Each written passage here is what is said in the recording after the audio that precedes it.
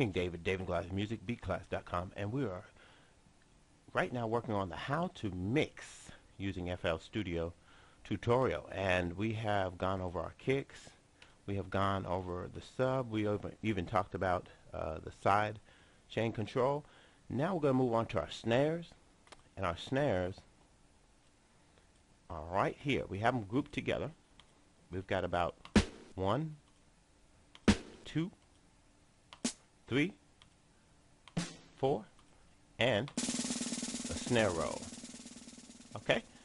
So what we want to do is, first of all, I grouped them all together for EQ purposes. They all go through effect number 4. It says clap here. Alright? What I did is I put a fruity soft clipper on it. But what we're going to do is put an EQ on it. And I'm going to show you how to order your effects, because it makes a difference, and I'll show you quickly why. Let me go ahead and solo that effect channel, play it,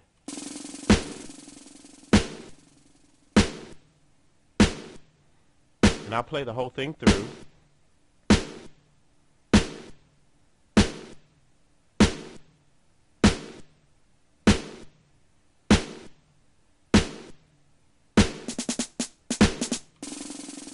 Alright, the reason why I played that whole through is I wanted you to hear the whole pattern. Now, what we need to do is add an EQ, 7-band EQ. It's a great EQ. There are some limitations to the fruity 7-band EQ. It's a great EQ, however, you can't really get all of the frequencies. So if you look at that 7-band EQ, it is what it is, 7 bands. 63 hertz is the lowest, and 8K is the highest. Now, you might want to go with a parametric EQ if you need to get more detail out of it.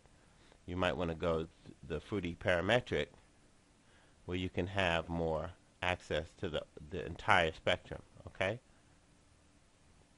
Or the parametric 2 is another one where I think you even get more control over your, yeah, so here you go. You got all the way on this one. You can go all the way down to 20 or 25 hertz, and you can work those frequencies that you wouldn't be able to get to with the fruity 7-band. But for now, we're going to do the fruity 7-band. It's still a great EQ. Okay?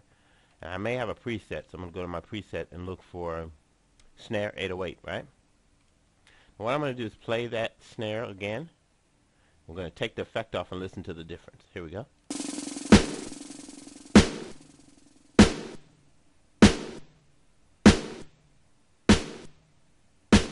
Alright, that's with it. That's without. That's with it. You hear the difference? Without.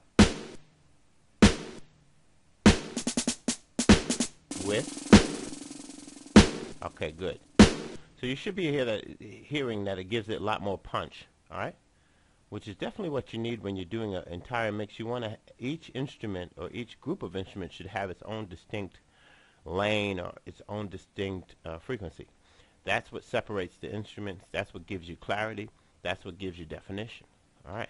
So now what we're going to do, since we put the fruity 7-band EQ behind the soft clipper, what we're doing is clipping the sound and then EQing it. So what we're going to do now is order it and move it up. Now we're EQing the sound and clipping that which has been EQ'd. What's the difference? I'll show you the difference. Now when we bring our volume up, we're going to bring our volume all the way up, right to it's below clipping. Alright, you hear it? Now watch what would happen if we had the fruity 7-band EQ below. Watch. Now we put it down below the clipper. Now watch. You see it clipping? It's even loud. So let's move it up.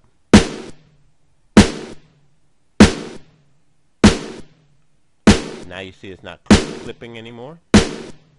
And that's why you always want to order your effects, because let's say you have a EQ, a reverb, a delay, and then a clipper.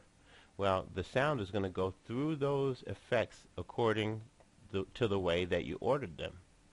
And what I always want to do is color my sound first and then control my sound. So a clipper is a sound controller. An EQ is a sound coloration. So you color your sound, then control it. Alright, There we go. Let's add our kicks, and we will move on to the next segment.